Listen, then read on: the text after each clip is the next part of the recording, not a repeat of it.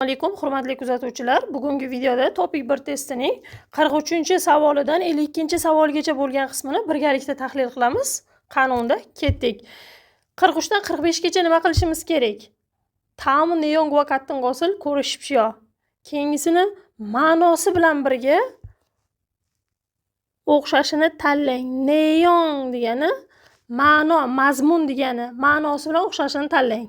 Ya'ni bu tekstdan qaysidir joyda variantga qayergadir tushirib qo'ygan bo'ladi.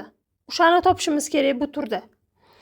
Buni mana shu neonni topish uchun nafaqat topik 1 imtihonida, topik 2 imtihoni, topik 2 ga kiradiganlar ham neonni topadigan qismida har doim variantlarni birinchi ot hamda fe'lini belgilab ketishimiz kerak.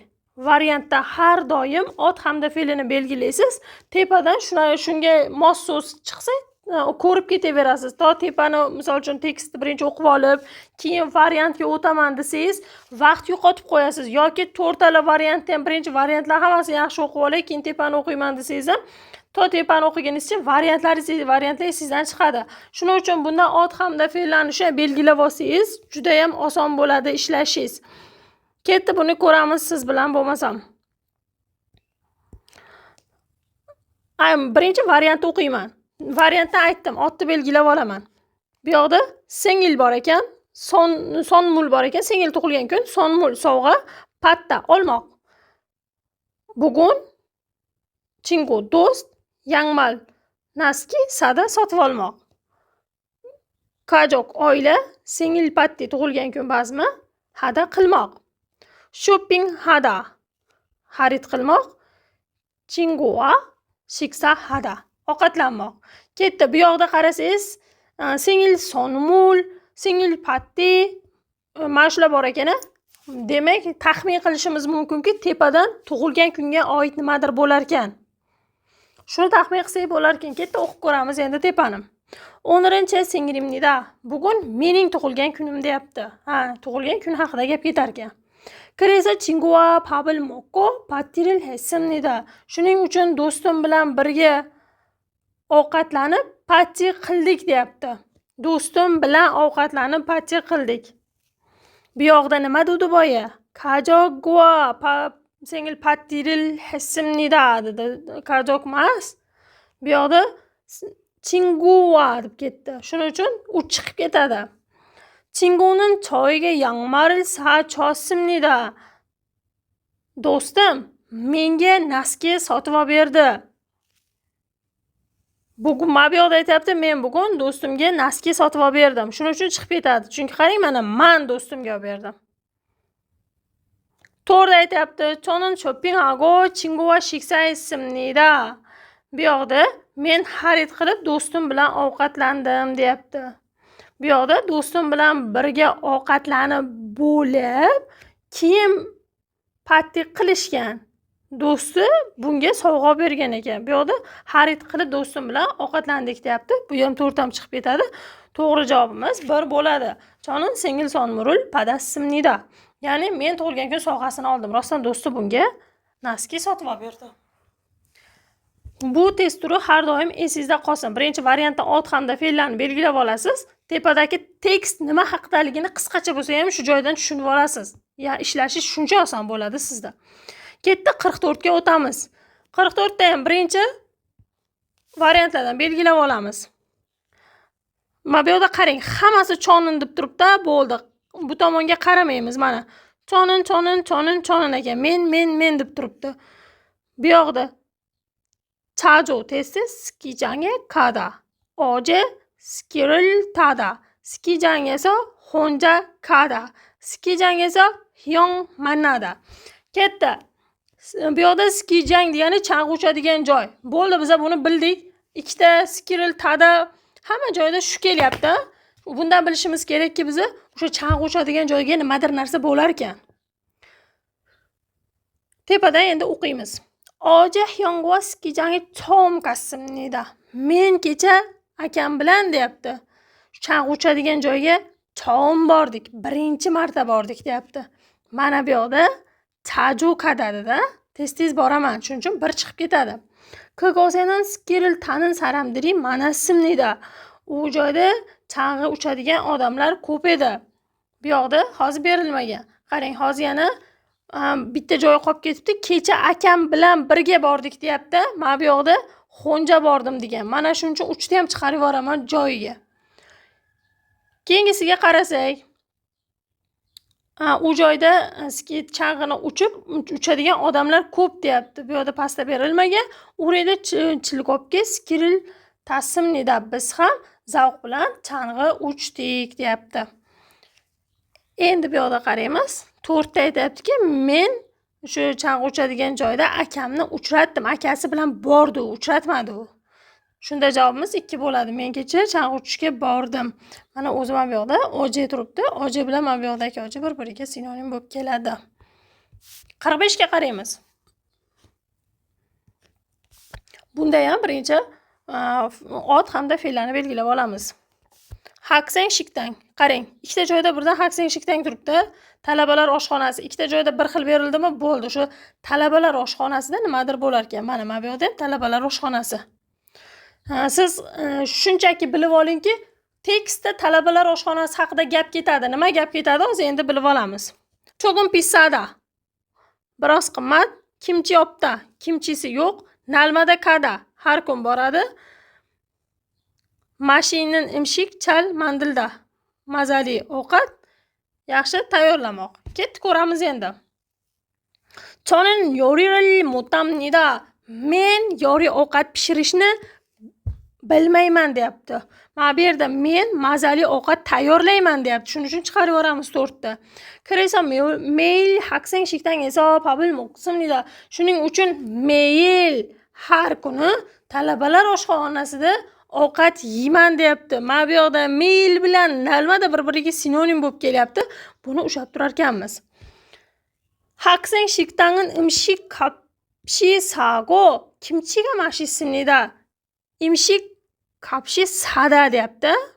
Ovqatni narxi arzon, cho'g'im pissada dedi mana bu yoqda. Shuning uchun bir chiqib ketadi. Kimchiga mashitda, kimchisi mazali, mana bu yoqda kimchi yo'q degani uchun 2 chiqib ketadi. To'g'ri javobimiz 3 bo'lar ekan. Keyingisiga o'tamiz. Endi 46 dan 48 gacha keyingisini o'qib, chungshim sengakni toping deyapti.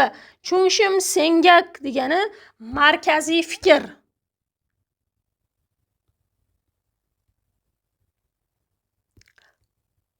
Markaziy fikr, ya'ni umumiy fikrni topasiz. Mana shu tekstni yozishidan umumiy maqsadi nima? Shuni topishimiz kerak bo'ladi.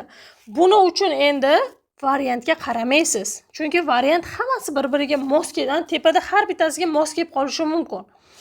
Umumiy ma'no, ya'ni markaziy fikrni top deyaptimi? Birinchi tekst o'zini yaxshi o'qib olamiz. Tekstdan o'zimiz variant o'qimay turib xulosa chiqarib olamiz. Qani bu tekst yozishdan ma'no nima? Kitobda plus tomonlarni yozib ketyapti mana shu tekstda.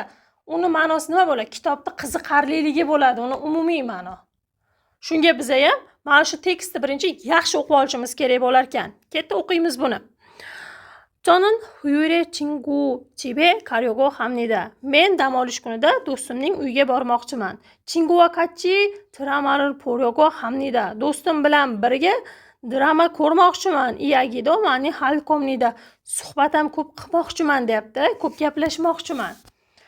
Dam olish kuni bu yoqda hozir qarang. Dam olish kunida do'stini uyiga bormoqchi, drama ko'rmoqchi, suhbat ham qilmoqchi ekan. Ketdi.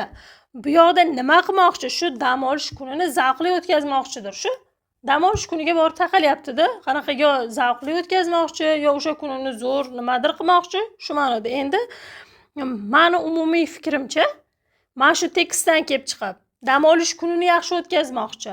Ketdi, variantlarni o'qiyman endi. Chonin chibesa drama pogo shipsimida. Men uyda drama ko'rishni xohlayman. Bu uyda ko'rishni xohlamaydi. Bu do'stinikiga ko'rishni xohlaydi borib. Ikkida chonin chingoga yagiril haro kalkomnida. Men do'stimga suhbat qilish maqsadida bormoqchiman. Yana mana shu joyda ro grammatikasi bor. Bu ro grammatikasi ro pachimi bo'lsa, pachimi bo'lmasa roni o'zi bo'ladi. Bu maqsad ifodalaydigan grammatika. Maqsadida degan tarjimani beradi. o'qish maqsadida. Misol uchun Koreyaga o'qish maqsadida bordim. Oshxonaga ovqatlanish maqsadida keldim deysiz-ku, o'shanda ishlatasiz ro grammatikasini, maqsad ifodalaydigan grammatika. Men do'stim bilan suhbatlashish maqsadida bormoqchiman deyapti. Mana qarang, bu neonga to'g'ri kelib ketyapti. Bu ham to'g'ridek ko'rinadi ko'zingizga. Uchni ko'ramiz. Chonin chinguo trama yagiril halkomnida. Men do'stim bilan drama suhbatini qilmoqchiman. Bu ham chiqib ketadi. Drama ko'rmoqchi faqat. To'g'rida chonin chinguo hamga huyiril chinego shipsimnida. Men do'stim bilan birga dam olishni o'tkazishni xohlayman. Mana bu yoqda dam olishni o'tkazishni xohlaydi. Mabiyot teksti umumiy ma'nosi shu bo'ladi. Shunda javobimiz to'g'ri bo'lar ekan. 2 neonga to'g'ri keladi. Shuning uchun chiqarib yuboramiz. 47 ga o'tamiz endi. 47 da bu ham xuddi o'sha chunshum sengak. 46, 47, 48 chunshum sengak bo'ladi doim. Bu ham tekstini birinchi o'qib olaman. Sonra nenonede akyoril churop hamnida. Men kelasi yil insni churobxada bitiraman deyapti. Nenon kelasi yil. Churobil hamon hüysezo iraryogo hamnida. Bitirsam firmaga ishlamoqchiman. Kireso yo'jimin cho'un hüysaril chakko ismnida. Shuning uchun shu kunlarda yaxshi firmani qidiryapman deyapti. Ketdi bu maktabni bitirar ekan, firmaga joylashmoqchi ekan, shunchasi firma qidirmoqchi, firma qidirayotgan ekan. Bu shu firmaga ishlamoqchidir. Uni ma'nosi yoki kasb tanlamoqchidir. Ketdi variantlardan ko'raman endi.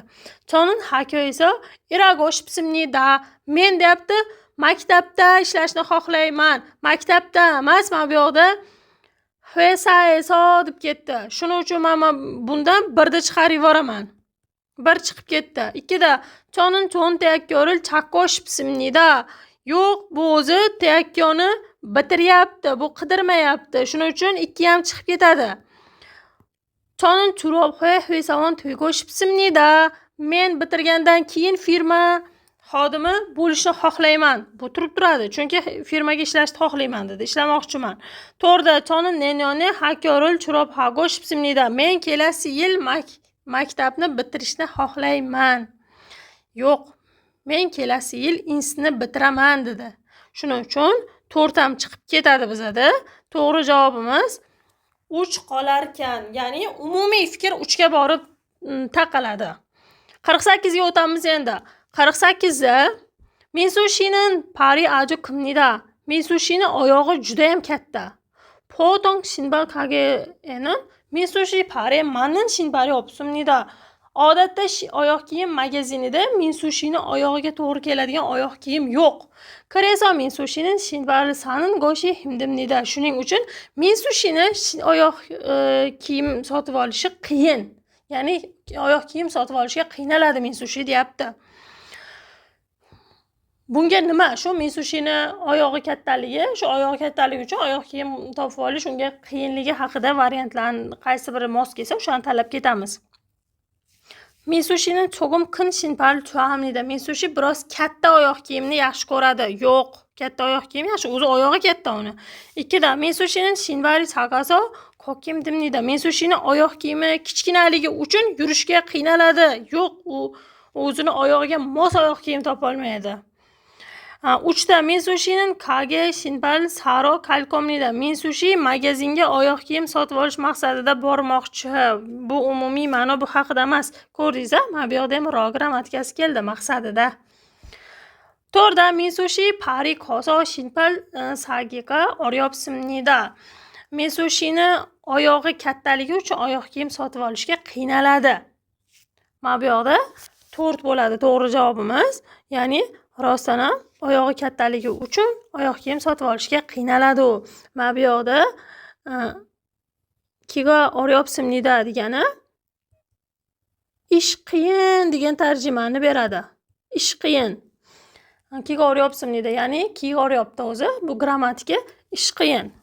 Misol uchun koreys tilini o'rganish qiyin deysiz-ku, o'sha vaziyatda kiga oryopsimnidani ishlatasiz.